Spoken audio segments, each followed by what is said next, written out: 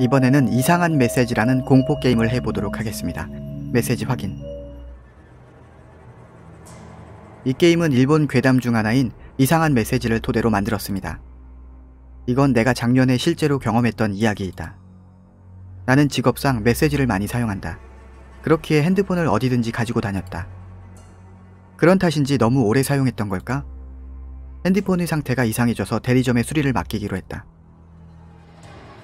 저희가 핸드폰 가게 타닥타닥타닥. 대리점 안엔 인상이 좋은 남자 직원이 있었고 나는 그에게 핸드폰을 건네려고 했다.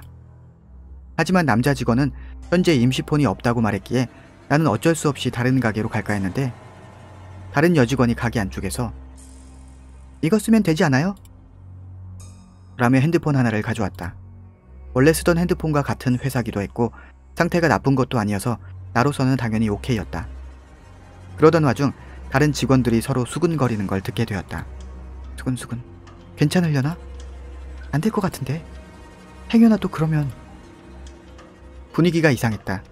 하지만 다른 대리점은 한참이나 떨어진 곳에 있었기에 전화만 받을 수 있으면 돼요 라고 재촉하듯 말하였다. 결국 그 핸드폰을 임시적으로 쓰게 되었다. 경험이 있는 사람이라면 알겠지만 임시폰을 받기 전엔 직원과 같이 초기화 상태를 점검한다. 확실히 초기화된 것을 확인한 나는 사인을 했었다. 그런데 집에 와서 핸드폰을 만지던 도중 발신 이력에 저장되지 않은 번호를 발견했다. 날짜는 6개월 전인가? 핸드폰 날짜는 제대로 설정이 되어 있었고 나는 아직 아무에게도 전화를 걸지 않았다. 그리고 업무 또한 나는 전화를 받기만 하고 용건은 메시지를 보내는 편이었다. 영 찜찜하긴 했지만 직원들도 기계 상태가 이상하다는 말투였기에 그다지 신경 쓰지 않고 넘어가기로 했다. 그리고 다음날 그 외엔 이상한 점이 생기지 않았기에 친구에게 메시지를 보내고 있었다. 수신 메시지를 확인하던 도중 슬라이드를 잘못해서 가장 최근 메시지에서 가장 이전 메시지로 넘어가 버렸다. 나는 평소 대부분의 대화를 메시지로 하는 편이기에 한 달 정도면 리스트가 꽉 차게 된다. 그런데 이 메시지는 모르는 번호에서 온 반년 전의 메시지였다. 이모티콘도 없이 검은 배경에 오렌지색 글자로 한 줄. 저기 보여? 갑자기 어디서 온 자신감인 건지 아니면 호기심인 건지 나는 답장을 보내기로 했다. 언제 보낸 거야? 아니나 다를까 보내자마자 에러 메시지가 되돌아왔다. 그러나 동시에 또 한 통의 메시지가 같이 와 있었다. 검은 배경에 오렌지색 글자로. 지금. 그 뒤로도 몇 번 더 답장을 보내봤지만 매번 에러 메시지가 떴다. 그리고 동시에 답장이 오는 것도. 약간의 대화로 알게 된 것은 상대가 혼자 사는 20대 여자라는 것. 점점 알아가는 만큼 궁금증도 더욱 커졌지만 왠지 찜찜한 기분이 들었기에 그날은 그것으로 그만두었다. 다음날 아침 일어나서 핸드폰을 보니 램프가 깜빡이고 있었다. 필시 메시지가 온 것이리라.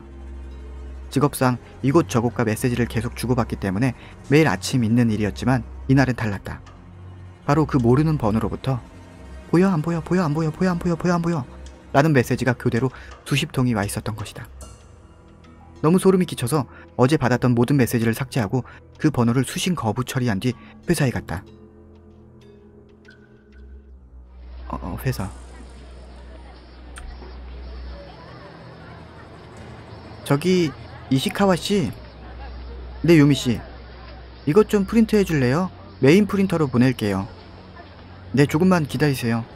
뭐 내가 프린트해야 돼? 이거 반짝이네.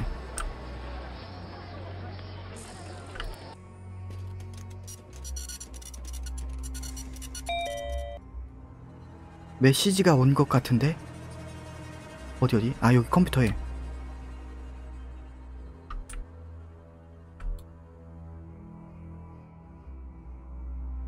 친구가 보낸 메시지를 확인하던 도중 반년 전의 메시지를 아직 지우지 않은 것을 깨달았다. 그런데 그 메시지에 링크가 하나 있었던 것을 발견했다. 영 꺼림칙하긴 했지만 열어보기로 했다. 링크를 누르자 지도로 연결되었고 그곳에 표시된 곳은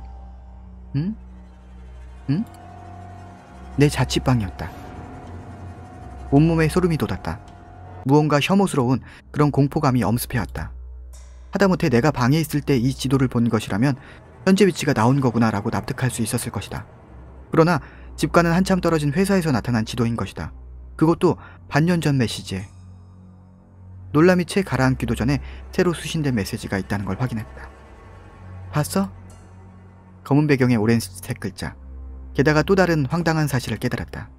메시지가 알림음이나 램프의 깜빡임이 전혀 없이 들어오는 것이다. 다른 메시지는 정상적으로 수신음이 울리며 램프도 깜빡거린다. 이 모르는 번호와 메시지를 주고받을 때 에러 메시지가 함께 오기에 눈치채지 못한 것이었다. 그저 소리도 없이 어느샌가 들어와 있었다. 옷이 없어. 추워. 캄캄해서 무서워. 아무도 없어. 계속해서 날아오는 메시지. 수신 거부도 아무 소용이 없었다. 내 주변에 누군가가 장난을 치는 게 아닐까 싶기도 했지만 수신 거부가 뚫린 것이라던가 반년 전의 날짜라던가 장난치곤 설명이 안 되는 부분이 많았다. 내 질문에 대답하는 식으로 오던 메시지는 점점 일방적인 말투로 바뀌었고, 무서워. 보고 있어. 추워. 보고 있어. 보고 있는 거지. 보고 있지. 라는 말만 반복하기 시작했다. 이대로는 도저히 안 되겠다 싶어 친구가 쓰지 않은 핸드폰을 빌리기로 하고 임시폰을 반납하기 위해 대리점으로 향했다. 뚜벅뚜벅뚜벅. 반납을 위한 수속을 하던 도중 직원이 메시지가 왔다며 내게 폰을 내밀었다. 방금 도착한 듯 현재 시간이 표시되어 있는 그 메시지는 혼자 두지 마 라는 한 줄만 적혀 있었다. 그리고 그곳엔 깜깜한 사진 한 장이 첨부되어 있었다. 뭔데? 직원은 무언가를 알고 있는 듯 표정이 굳어 있었다. 서둘러 핸드폰을 초기화시키고 서류를 정리한 뒤 반납 수속을 끝내주었다. 이야기는 여기에서 끝이지만 후일담이 있다. 임시폰에서 발견했던 반년 전의 발신번호가 왠지 마음에 걸렸다. 그래서 메모해두었던 걸 친구에게 보여주었더니 본 적이 있는 번호 같다는 것이었다. 확인해본 결과 번호는 교환하지 않았지만 알던 여자라고 했다. 게다가 이 여자 약 반년 전부터 실종이라고 한다. 그 뒤로 이상한 메시지는 오지 않았다. 기분 나쁜 경험이었기에 빨리 잊어버리고 싶었다. 그런데 며칠 전 그 번호로 내 폰에 발신 이력이 찍혀있는 것이 보였다. 발신 시각은 내가 자고 있던 시간이었다. 난 혼자 자고 있으니 누가 만질 일이 없을 텐데? 이상한 메시지 완. 제작 이자요. 만들다 보니 완전 노벨 게임이 되었네요. 플레이 해주셔서 감사합니다. 짧고도 무슨 얘기인지 모르겠네. 이런 일이 있었다는 그런 건데, 그 사진을 제대로 못 봤는데 뭐 공포라기보단 약간 괴기한 말 그대로 이상한 메시지. 맞네. 여기까지 이상한 메시지.